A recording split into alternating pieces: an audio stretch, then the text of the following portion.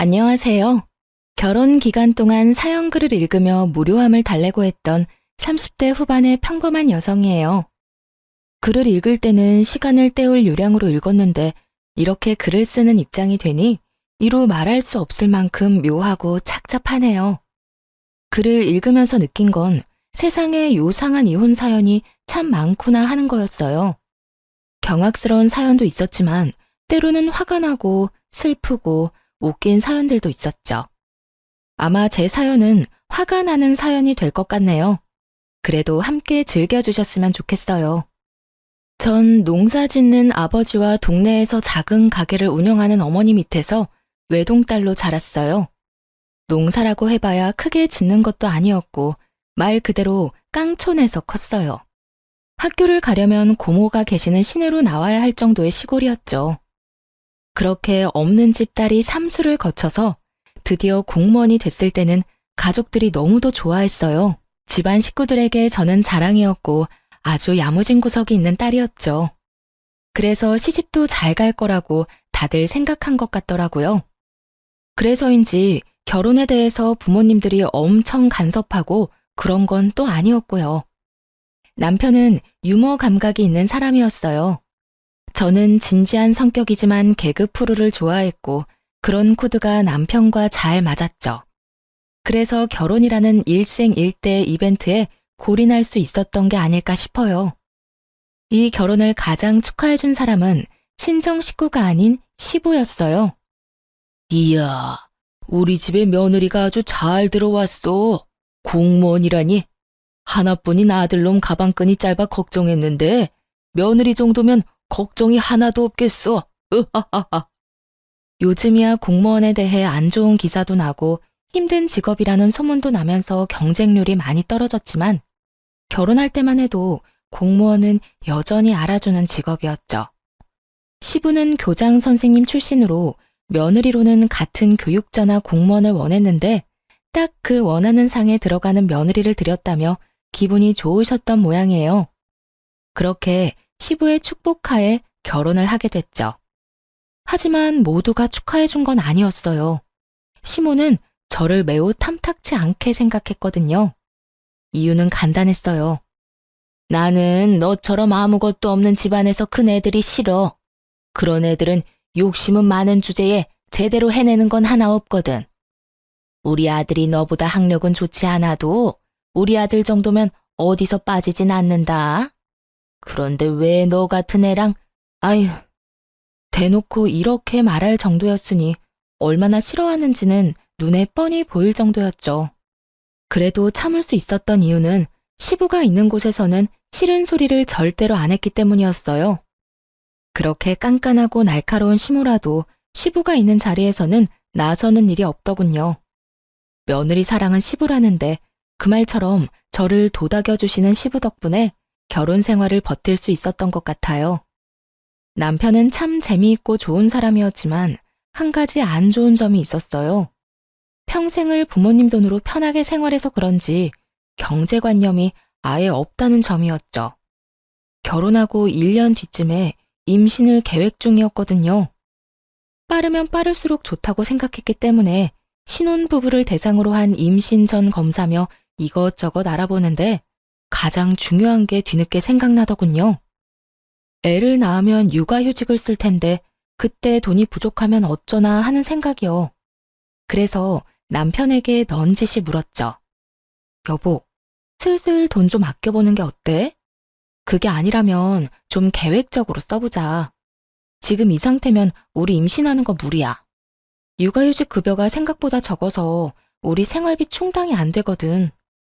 물론 남편이 줄였으면 가능한 일이었지만 그걸 굳이 말하지는 않았어요.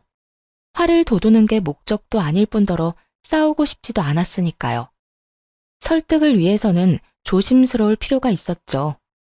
그런데 남편은 진심으로 왜 그래야 하는지를 모르는 표정으로 되묻더군요. 육아휴직? 돈 없으면 엄마나 아빠한테 달라고 하면 되지 뭐가 걱정이야. 내가 다 알아서 받아줄게. 그 말을 듣는데 한숨부터 나왔어요. 시부가 돈이 꽤 많다는 건 알고 있었죠. 결혼할 때 그것 때문에 고민도 꽤 했었거든요. 시댁과 친정의 경제 수준이 차이가 나서 결혼이 안 될 수도 있겠다고 생각했는데 그래도 제 직장 덕분에 잘 성사될 수 있었던 거였고요.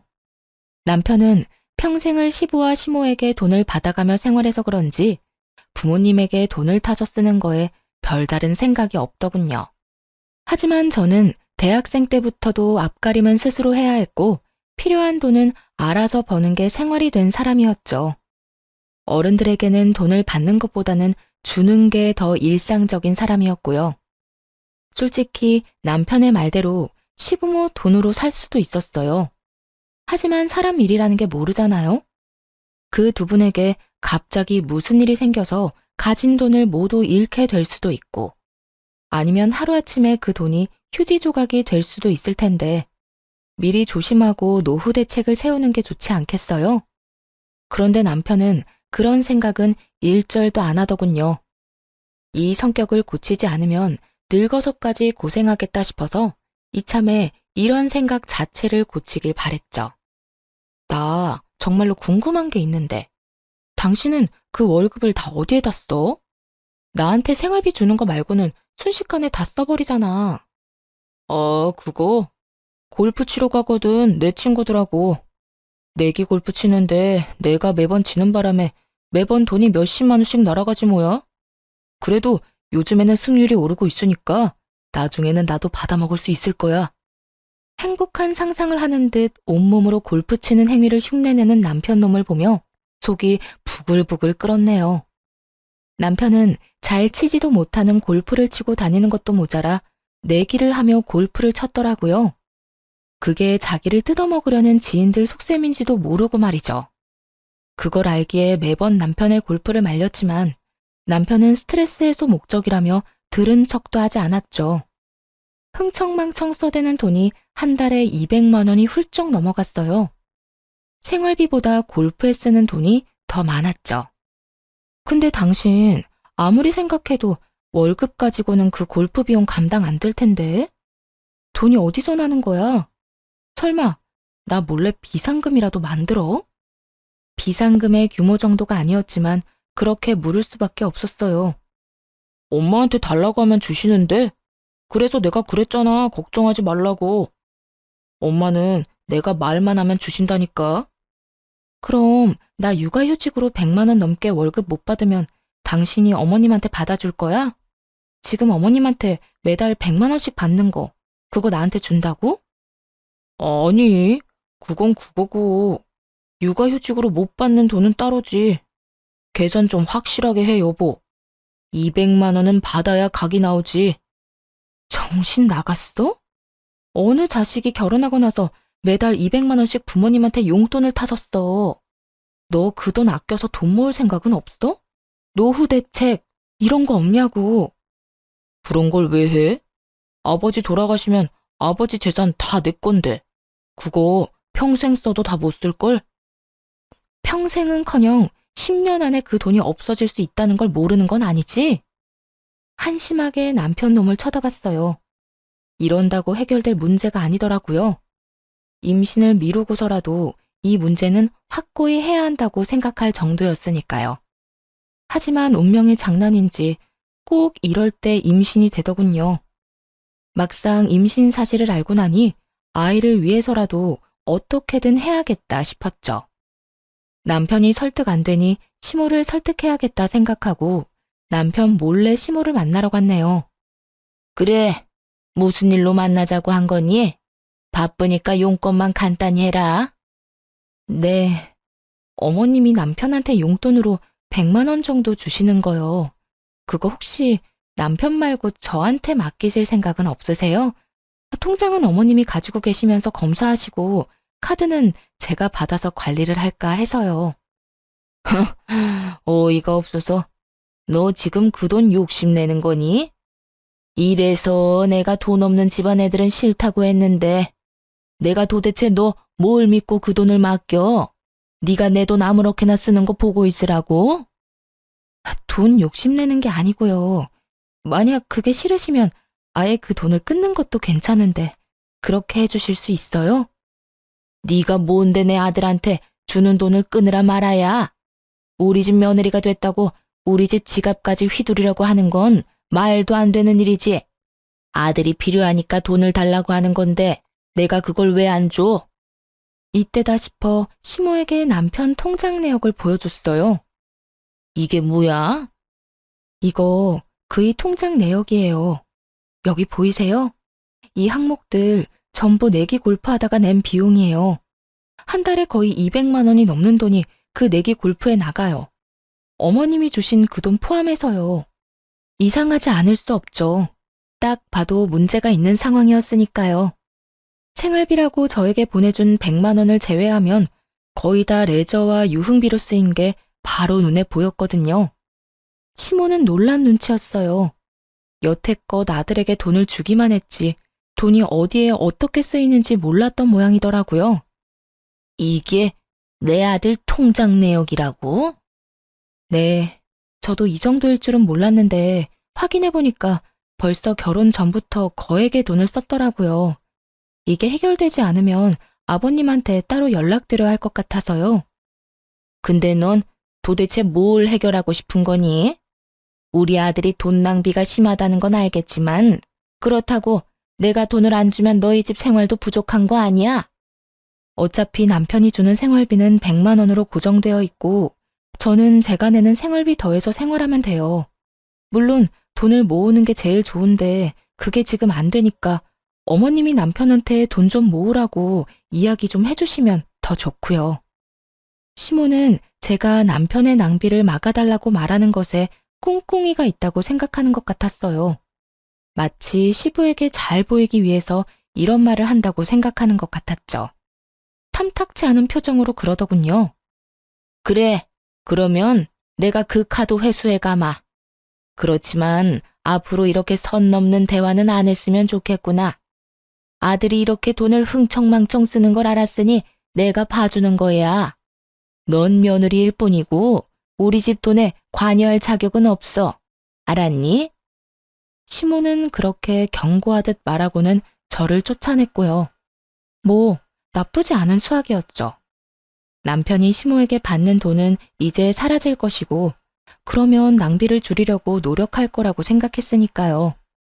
일단 꼴 보기 싫은 내기 골프에 보내는 시간이 줄어들 거라는 것만으로도 다행스러운 일이었죠. 내기라는 게 결국 도박이잖아요. 그것만 안 해도 좋겠다 싶었거든요. 그렇게 시모가 돈을 줄이고 나서 예상대로 내기 골프 횟수는 줄어들었어요. 남편이 주말에 나가는 횟수를 확인해보면 바로 알 수 있었죠.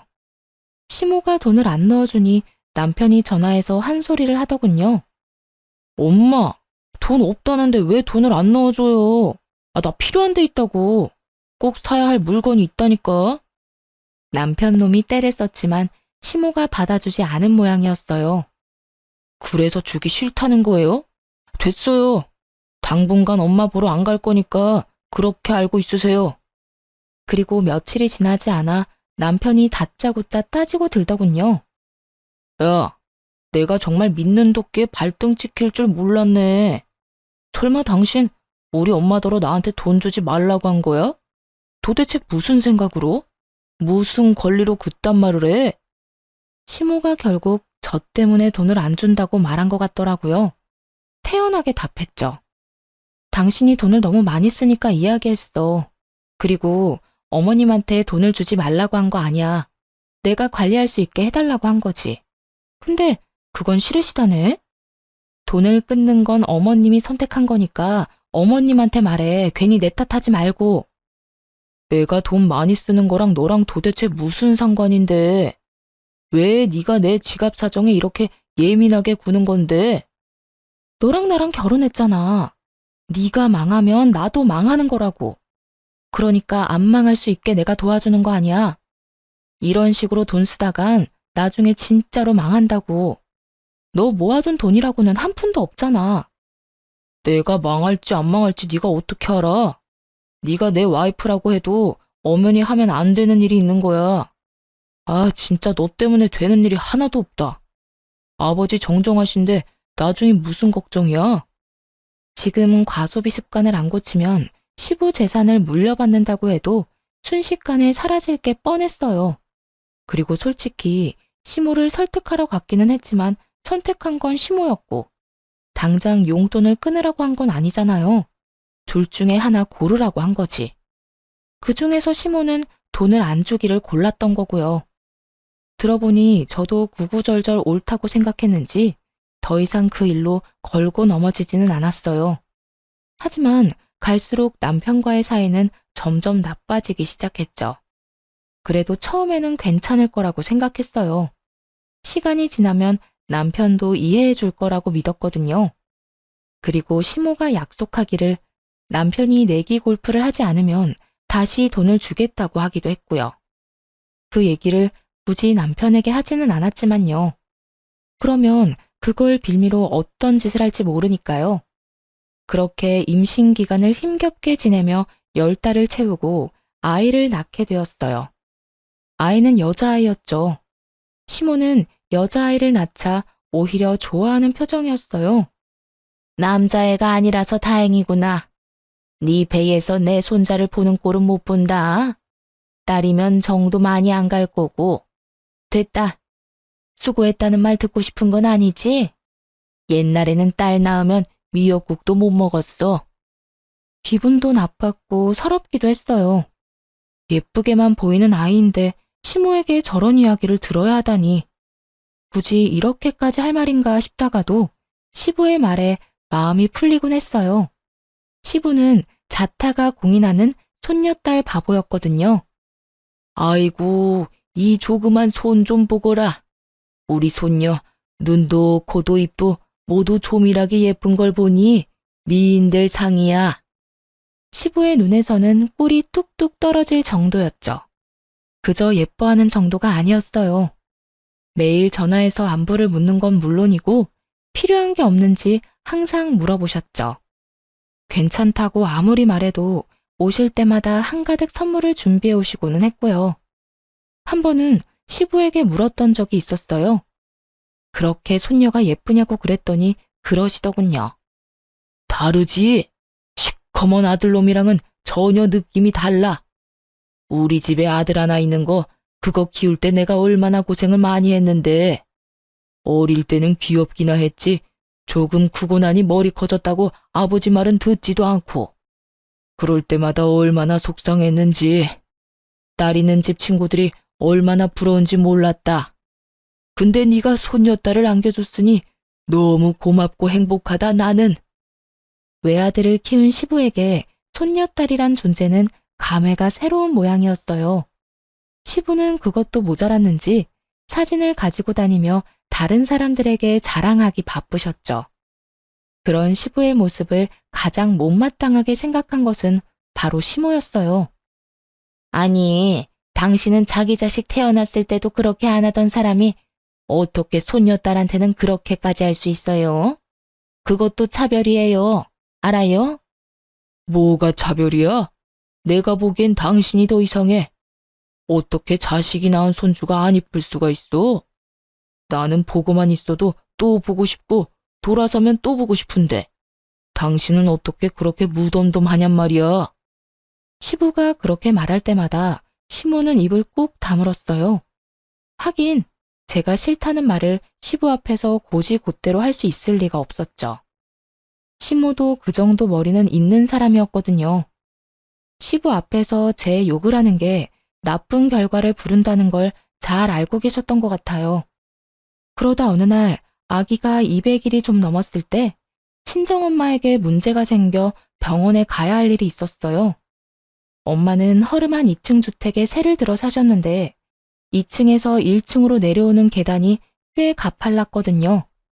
그런데 거기서 내려오다가 굴러버리신 거예요. 병원에 갔더니 다리가 골절됐다더군요. 입원을 해야 하고 수술까지 해야 하는 상황이었죠. 하지만 아이를 데리고 엄마를 케어할 수 없었고 그맘때 아이도 감기 기운이 있어서 병원으로 아이를 데리고 갈 수도 없었어요. 그래서 남편에게 맡기기로 했죠. 그렇게 친정엄마의 수술이 시작되고 아이가 잘 있는지 걱정되기 시작했어요. 이제 겨우 200일밖에 안 되는 아이잖아요. 눈에 밟힐 수밖에 없었죠. 그래서 남편에게 전화를 했는데 이 양반이 전화를 안 받는 거예요. 몇 번을 해도 통화가 안 되더라고요. 초조하고 이상한 생각이 들어서 어머니가 수술하고 나오자마자 곧바로 어머니에게 양해를 구하고 집으로 돌아왔어요. 그리고 집에 온 순간 눈으로 마주한 상황에 정말이지 졸도할 뻔했네요. 아이는 울고 있고 소파에는 모르는 여자가 엎드린 채 귀마개를 하고 핸드폰을 보고 있더군요. 너무 놀라 그 여자에게 다가가 툭툭 치며 물었죠. 당신 뭐예요? 왜 우리 집에 있어요? 우리 남편은 어디 갔는데요? 그 여자가 깜짝 놀라 일어나는데 얼굴을 보니 앳되더군요. 딱 봐도 사회초년생으로밖에 안 보였어요. 그 여자는 아무 말도 못하고 힐끗힐끗 쳐다보기만 하더라고요. 일단 남편에게 전화를 했죠. 울고 있는 아이를 달래보니 기저귀는 대변으로 가득 차 있었고 엉덩이는 벌써 빨갛게 변해 있더군요. 대변을 오래 방치해서 생긴 일이었어요. 남편에게 연락이 안 되니 그 여자에게 이 상황에 대해 물어봤어요. 이게 다 무슨 일이에요? 저희 남편이랑 무슨 관계예요? 저는 김 대리님이랑 같이 일하는 부하 직원인데요. 김 대리님이 일당 10만 원 하는 아르바이트 있다고 해서 여기 온 거예요. 애만 봐주면 10만 원 준다고 하셔서요. 저희 남편 부하 직원이라고요? 그러면 저희 남편 어디 갔는진 아세요? 어, 잘은 모르겠는데 골프채 챙기시는 것 같던데요. 또 그놈의 골프. 이게 말이나 되나요? 아가씨, 근데 혹시 몇 살이에요? 저 24살이요. 애가 우는데 귀마개를 하고 있으면 어떡해요? 돈 받고 알바하는 거 아니었어요? 적어도 아이를 신경은 써주셔야죠. 달래보려고 했는데 뭐 때문에 애가 우는지 몰라서요. 그냥 놔두면 그친다고 해서 그냥 놔뒀어요. 누가 그런 정신 나간 말을 해요?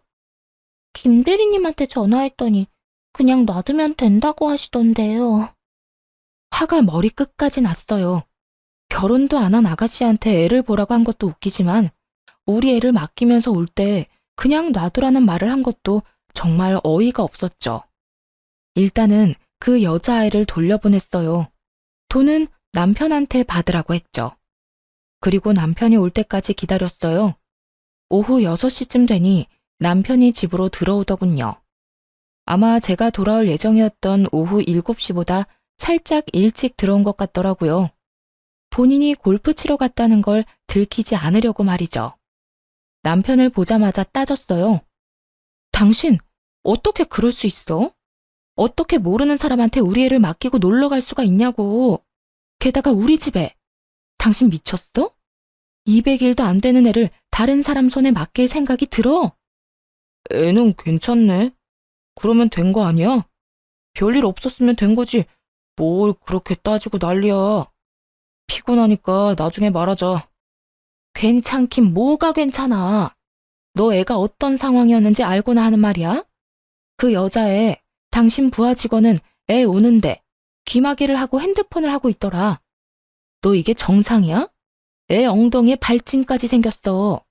도대체 몇 시간을 그렇게 방치했는지 알 수가 없다고. 약 바르면 되잖아, 약. 그거 가지고 왜 나한테 그래? 애를 제대로 못 본 내 부하 직원 탓이지. 그 여자애한테 애를 맡긴 게 너잖아. 아니, 애를 키워본 적도 없는 사람한테 애를 보게 해? 그것도 그렇게 갓난쟁이를. 적어도 어머님한테 맡긴다는 생각은 안 해봤어? 했지. 제일 먼저 했지. 그래서 나도 어머니한테 맡기려고 했어. 그런데 엄마가 아이씨, 며느리 딸은 맡아주기 싫다고 하잖아. 뭐? 어머님이 며느리 딸이라서 맡아주기 싫다고 했다고? 이거 미친 거 아니야? 와, 진짜. 남편과 이야기하다가 알게 된 시모의 발언에 이성이 뚝 끊어지는 느낌이었어요. 시댁으로 당장 달려갔죠. 들어가자마자 시모에게 따져 물었어요. 어머님, 오늘 바쁜 일 있으셨어요? 아니, 아무 일도 없었는데 왜 그러니? 왜 갑자기 와서 이렇게 사나운 얼굴로 그런 걸 물어? 이 사람이 저희 딸 잠깐 봐달라고 했는데 왜 안 봐주셨어요? 네 질문이 더 웃기구나. 내가 왜 당연히 봐줘야 한다고 생각해? 나도 힘들면 안 봐줄 수 있어. 넌 이 늙은이한테 꼭 그렇게 애를 맡기고 싶니? 하루 종일 맡아달라는 것도 아니고 오후에 잠깐 맡아달라는 거였어요. 오늘 저희 딸이 어떤 상태였는지 아세요? 내가 그걸 어떻게 아니? 너희 부부 일은 너희가 알아서 해. 어떻게 그걸 말이라고 하세요? 어머님이 조부모님이시잖아요. 어떻게 손녀딸한테 그런 말씀을 하실 수가 있냐고요. 시모를 향해 눈물 콧물 다 흘리며 하소연하듯 따졌어요. 그간의 서름이 다 몰려와서 더 열이 받더군요. 게다가 오늘 있었던 일까지 생각하니 견딜 수가 없었죠. 그러다 소리를 빽 지르는 순간 현관문에서 시부가 들어오며 말하더군요. 아이고, 우리 며느리 왔어? 그런데 무슨 일이야? 왜 울어? 무슨 일 있니? 아버님. 눈물을 흘리며 그날 있었던 일을 다 말했어요. 그리고 믿지 못하는 시부에게 그 아르바이트한 여자애가 우리 애한테 저지른 짓을 홈캠으로 고스란히 보여줬어요. 그리고 그 여자와의 대화 녹음 파일도 들려줬죠. 그걸 보고 있던 남편놈이 안절부절 못하며 저한테 따지더군요. 왜 나한테 그래? 애 안 봐준 거는 엄마잖아. 뭐 때문에 우리가 이렇게 된 건데? 걔가 그렇게 애를 못 볼 줄 내가 알았어? 그냥 나는 돈 주고 애 봐달라고 시킨 것뿐이라고. 왜 나한테 그러는 건데? 아예 뭐가 잘못됐는지 자체를 모르더군요. 남편에게 말했어요. 됐어. 나 더 이상 당신이랑 살고 싶지 않아. 그러니까 우리 이혼해. 결국 제 입에서 이혼 얘기가 나오자 시부의 얼굴이 시뻘겋게 달아올랐어요. 그러더니 남편놈 귀를 잡아당기며 화를 내시더라고요. 넌 도대체 뭐 하는 인간이냐? 넌 뭔데 네 자식을 저 따위로 취급을 해? 내 귀한 손주 왜 저런 취급받게 만들어? 네가 인간이야? 네가 그러고도 아빠냐고? 시부가 남편의 등짝을 두드려 패더군요. 이제와 두드려 맞은들 제 마음은 이미 갈기갈기 찢겼고 저 자식을 내 아이의 아빠로 두는 것조차 소름 끼치게 싫었죠. 시부는 계속해서 남편에게 물었어요. 너 애 아파서 저러고 있는데 어디 갔었어? 등을 맞으면 억울해하던 남편이 갑자기 입을 꾹 다물더군요. 안 봐도 뻔하죠. 골프채를 챙겼으면 골프를 하러 간 게 아니겠어요? 그리고 그것도 그렇게 좋아하던 내기 골프였을 거고요. 제가 대신 시부에게 말했어요. 아마 내기 골프 갔을 거예요. 그것 때문에 얼마 전에도 마찰이 있었거든요. 생활비로 나가는 돈 빼고는 거의 다 내기 골프에 써서요. 오늘도 거기 간 것 같더라고요. 이 말에 시부가 기가 막힌 듯 남편을 쳐다봤어요. 경악하는 눈빛으로요. 까도 까도 자꾸만 나오는 남편놈의 기행에 시부가 놀란 모양이었어요. 그럼 너 돈은 어디서 나서 그렇게 펑펑 쓰고 다녀? 며느리 생활비는 제대로 주는 거 맞아? 응? 그 돈은 엄마가 나한테 준 거라고요. 나한테 뭐라고 하지 마세요. 아니, 내가 받은 돈으로 골프 쳤다는데 왜 난리냐고요. 뭐 돈 빌려서 골프 치러 다닌 줄 아세요? 돈 없을 때 부모 돈 쓰는 거 당연한 거잖아요. 남편 대답에 기가 막힌 시부가 시모에게 따져 물었어요. 당신은 도대체 무슨 돈이 있어서 애한테 돈을 준 거야? 당신도 나한테 생활비 받아가잖아. 그 생활비로 애한테 돈 준 건 아닐 테고 무슨 돈이야? 아니, 애가 돈이 없다길래 그냥 저도 대출해서 빌려줬죠. 대출 받아서 돈을 줬다고? 이 정신 나간 여편네야. 돈이 없으면 나한테 이야기를 해야지. 왜 돈을 빌려서 내기 골프를 하게 돈을 줘? 아니, 내기 골프인 거 내가 알았으면 안 줬겠죠. 근데 그런 말이 없으니까 난 그냥 돈을 빌려다 준 거고. 아니요? 어머님 알고 계셨잖아요. 제가 다 말씀드렸잖아요. 남편 내기 골프하니까 돈 빌려주지 마시라고요. 그 말을 듣던 시부가 눈이 커지더니 시모에게 따졌어요. 당신 설마 아들이 내기 골프 친다는 거 맞아요. 그러니까 제 잘못이 아니라 엄마 잘못이라고요. 엄마가 돈을 주니까 내가 그 돈으로 계속 한 거지. 엄마가 안 줬으면 안 했을 거라고요. 그걸 말이라고 해? 이 왼수 같은 새끼. 넌 부모 될 자격이 없다. 내가 웬만해서는 며느리랑 너랑 이혼 안 시키려고 했는데 네 꼴을 보니까 안 되겠구나. 이혼해. 차라리 이혼하는 게 내 손녀한테는 더 좋은 일일 거다. 아버지, 제가 무슨 잘못을 했다고요? 그걸 모르는 게 제일 큰 잘못이야, 이놈아. 그리고 당신은 지금 뭘 잘못한지 알고 있어? 우리 집안의 병균 같은 인간을 키운 게 당신이야. 손녀딸 미워할 시간에 자식 새끼 정신머리 안 고치고 뭐 했어? 결국 시부가 두 사람에게서 카드를 뺏어버렸어요. 모두 시부 명의의 카드였거든요. 시모가 제발 돌려달라고 매달렸지만 시부에게는 통하지 않았죠. 시부가 귀신 같은 얼굴로 말하더군요. 앞으로 두 사람한테는 내가 직접 용돈을 줄 거야. 어디 가서 함부로 돈 빌렸다가는 그 즉시 집에서 호적 파버릴 테니까 알아서 해. 그렇게 상황이 끝났네요. 결국 남편과는 이혼했고 시부는 저를 회유하려 했지만 받아들일 여유가 없었어요. 남편 얼굴을 다시 보는 것조차 벅차고 힘든 일이었거든요. 간곡히 부탁하는 시부를 보며 저 역시 간곡히 말씀드렸어요. 아버님, 남편은 공동 양육자예요. 저한테 무슨 일 있으면 남편이 우리 아이를 책임져야 한다는 뜻이고요. 그런데 저렇게 책임감 없는 모습에 이미 질려버렸어요.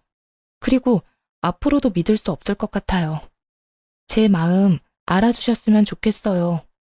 손녀딸을 누구보다 아끼는 시부는 말의 뜻을 정확하게 알아들으셨어요. 결국 시부가 제 의견을 존중해 주셨고요. 그런데 이혼 소송할 때까지도 정작 남편 놈은 태평하더라고요. 앞으로의 일들은 시부가 알아서 해줄 거라고 생각하는 모양이었죠. 사실 저도 그렇게 생각했고요. 시부가 합의를 해줄 수 있겠느냐며 찾아왔었거든요. 아가, 네가 많이 상처받고 힘든 건 나도 잘 안다. 그렇지만 그 미친놈도 내 자식이고 여기엔 내가 알고 지내는 사람이 많아. 최대한 조용히 이혼해주길 원하는데 그렇게 해줄 수 있겠니? 그러면서 시부가 건넨 조건은 생각보다 컸어요. 귀찮게 재산 분할 같은 거 하지 말고 너희 살고 있는 신혼집은 내가 우리 손녀를 위해서 너한테 주도록 하마. 어차피 내 명의 집이었으니 합의하면 바로 너한테 넘겨주마. 시부의 말에 남편 놈이 발악을 하더군요. 아니, 거기 우리 집인데 왜 저 사람한테 줘요? 앞으로 나는 어디서 살라고? 내가 뭘 그렇게 잘못했는데요? 입 안 다물어? 야, 이렇게 된 게 다 네 탓이잖아. 넌 우리 집으로 다시 들어가야지. 그 정신머리 뜯어고치려면. 시부의 그 말에 남편 얼굴이 하얗게 질리더군요. 제 버릇에 시부와 함께 사는 게 얼마나 힘든 일이겠어요. 생각해보니 결혼하고 나서 시부에 대해 남편이 하는 말을 돌이켜보면 좋은 말은 거의 없었어요. 전부 다 꼰대라거나 고지식하다거나 잔소리가 심하다는 말들이었죠. 그리고 그런 것들은 남편이 죄다 싫어하는 거였고요. 남편이 싫어하든 말든 이미 저는 이혼한 사람이고 제가 알 바 아니지만요. 위자료 겸 재산 분할로 시부 명의 아파트를 받게 됐으니 더 이상 그 인간들과 연관된 일도 없었죠. 이혼은 정말 평화롭게 마무리가 됐어요. 그렇게 몇 달쯤 지났을까요? 아이와 둘이서 잘 살고 있었는데 몇 달 뒤 전 시댁이 발칵 뒤집어지는 사건이 발생하게 됐어요. 친정엄마가 집에 오셨는데 살짝 흥분된 얼굴이시더라고요. 엄마, 무슨 일 있어? 야, 너 이혼 잘했어. 그 집 지금 난리 났다. 의아한 표정으로 친정엄마를 쳐다봤더니 엄마가 답답한 듯 말하더군요. 너 얼마 전에 네 시아버지 고혈압으로 쓰러진 거 알지? 그거야 알지. 전 남편도 참 불효자다 싶더라고. 도대체 아버지한테 어떻게 했으면 시아버지가 뒷목 잡고 넘어가? 근데 그게 다가 아니야. 너희 시아버지 병원 갔는데 거기서 진료받다잖아. 근데 간에 이상이 있었대. 간이 안 좋으셨구나. 아버님은 괜찮으시대? 아직까지는 팔팔하시더라. 근데 그게 문제가 아니야. 간 이식을 해야 하는데 네 전 남편이 자기가 하겠다고 나섰더라는 거야. 근데 검사 결과가 적합하지가 않았다네. 그런 일도 많잖아요. 자식이 부모에게, 부모가 자식에게 아무리 장기를 주고 싶어도 줄 수 없는 상황 말이죠. 그러니까 장기 이식을 사람들이 간절히 기다리는 거고요. 그걸 가지고 이렇게 호들갑 떠는 건 좀 아니라고 생각했는데 친정 엄마가 하는 그 뒷말이 더 놀라웠어요. 검사 결과만 안 맞는 게 아니고 너희 시아버지랑 너희 전 남편 부자지간이면 낳을 수 없는 혈액형이었더라고. 그게 무슨 말이야? 혈액형이 왜? 너희 시아버지가 O형인데 네 전 남편이 AB형이었더라. 알기로는 남편이 A형이었거든요. 너희 시아버지가 몰래 자기 아들이랑 친자 검사를 했나 보더라고. 근데 결과가 친자가 아닌 걸로 밝혀져서 너희 시어머니를 쥐잡듯 잡았대. 처음에는 애가 바뀐 걸 의심해서 친자 검사하라고 했는데 너희 시어머니가 절대 친자 검사 안 한다고 버텼다네. 진짜? 저야말로 충격이었어요. 시부가 제 아이를 그렇게나 좋아했으니 더했죠. 아마 이혼 전에 이 사실이 밝혀졌으면 살고 있는 이 집도 못 받고 길거리로 나앉았을 거예요. 그래. 근데 결국 너희 시어머니도 친자 검사했는데 둘은 모자 관계였다네. 결국 네 전 남편이 네 시어머니의 외도 증거가 된 거 아니니?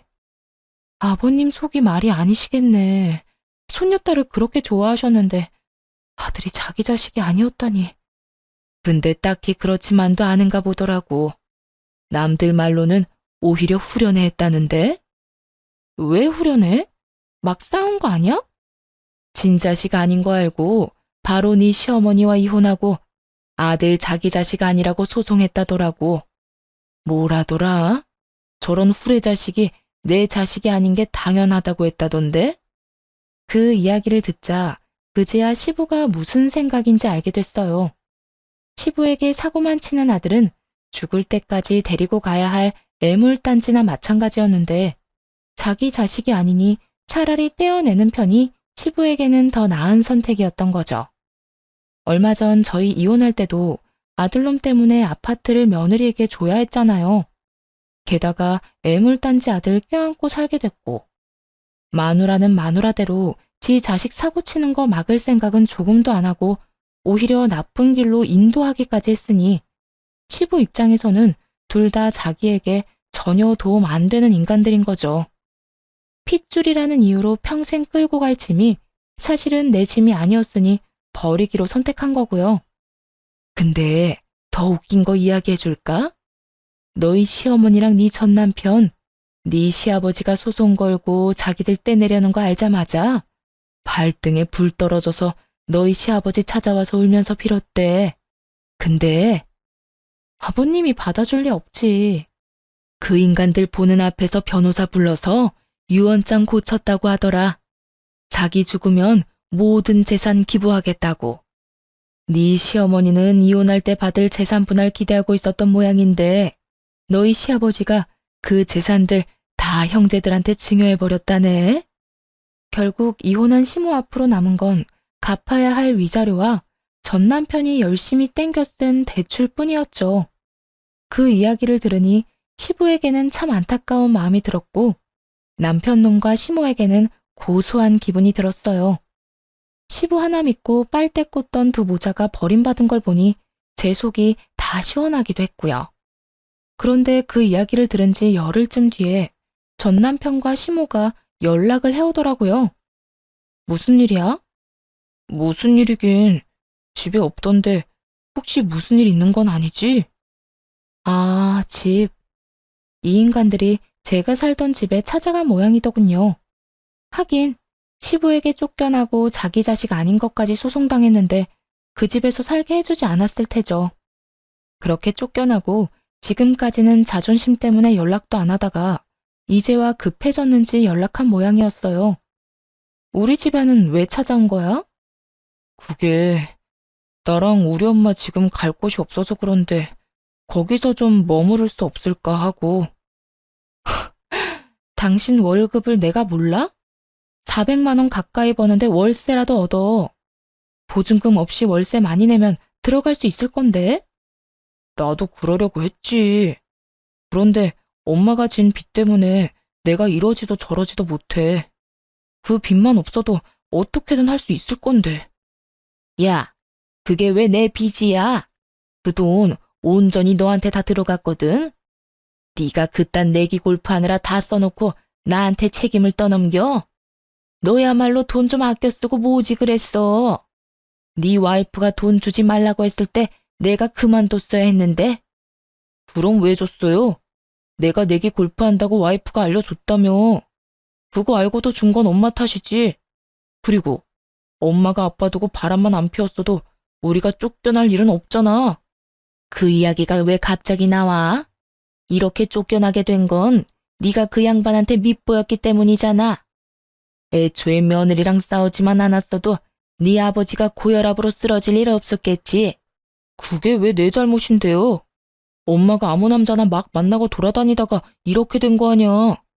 난 아버지한테 내 장기까지 주려고 했다고요. 네가 애초에 돈이랑 애 문제로 네 아버지랑 싸우지만 않았어도 기른 정이라도 생각해서 받아줬겠지. 네가 행실을 잘 못하니 네 아버지도 너한테 오만정이 다 떨어진 거 아니야? 전화해놓고 핸드폰 너머로 둘이서 아주 귀에 피가 나게 싸우더군요.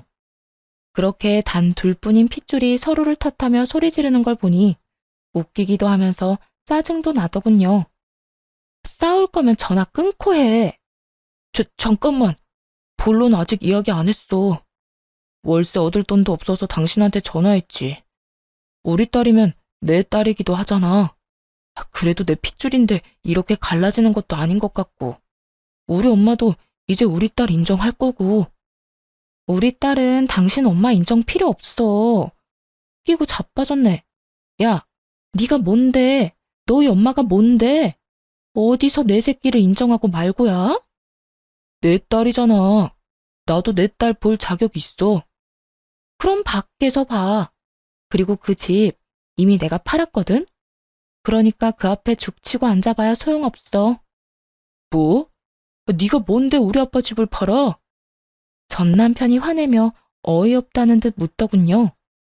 애랑 둘이 살기엔 집이 크기도 하고 거기서 이혼을 했으니 재수가 없어서 집을 옮겼거든요.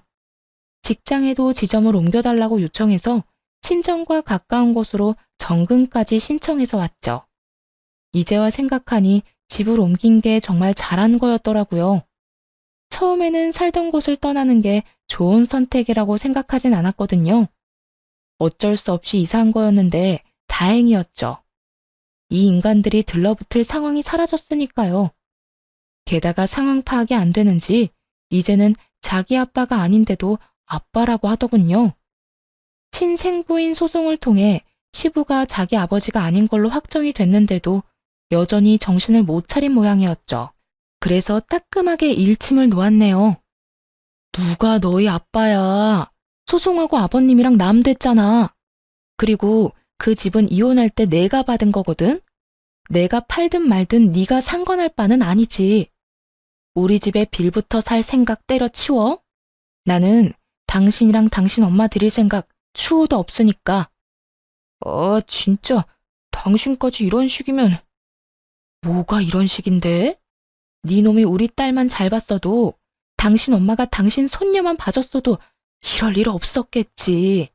내 탓하기 전에 네가 뭘 잘못했는지나 생각해봐. 그걸 모른다는 건 아직 네가 인간이 안 됐다는 뜻이니까. 그렇게 전 남편에게 톡 쏘아붙이고는 전화를 끊었어요. 그 뒤로도 계속 전화가 오는데 다 무시했고요.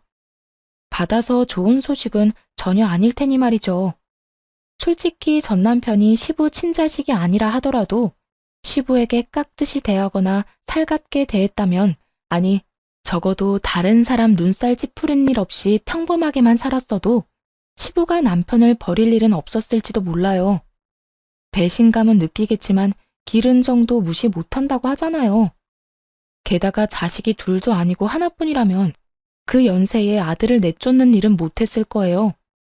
그런데 시부가 그런 아들을 후련하게 내쫓았다는 건 그만큼 전 남편에게 실망한 게 크다는 증거겠죠. 따지고 보면 이렇게 된 건 누구 잘못도 아닌 남편놈 잘못이겠죠. 그렇다고 시모가 잘했다는 건 절대 아니지만요. 적어도 아들이 남편 자식이 아닐지도 모른다는 걸 알았다면 아들이 남편 눈에 벗어나도록 만들지는 말았어야 하지 않나요? 더 엄하게 가르치며 교육자 집안의 아들답게 키웠으면 말년에 시부에게 버림받는 일은 없었을지도 모르죠. 어쨌든 그렇게 남편놈과의 악연은 그렇게 끊어졌어요. 솔직히 애 운운하며 저희 집 오겠다고 했을 때는 면접 교섭권이라도 쓸 거라고 생각했는데 그놈이 쓰레기 같은 인간이라는 걸 다시 한번 깨닫게 됐죠. 어차피 만나게 할 생각도 없었으니 다행이라고 할지 애를 찾지 않는 것을 탓해야 할지 어차피 둘 다 참 짜증나더군요. 그래도 지금은 후련해요. 시간이 지날수록 좋아지고 있고 또 익숙해지고 있거든요. 글 읽는 분들 중에 무료함을 달래려고 읽는 분도 있겠지만 이혼 고민을 하면서 사연글을 읽는 분도 계실 거예요. 그런 분들에게 말해드리고 싶네요. 항상 힘들지만은 않다고요. 오히려 시간이 지나면 더 좋은 일이 생길 수 있으니 정말 아니다 싶으면 용기를 내보는 것도 좋은 선택이라고요. 긴 글 읽어주셔서 감사합니다.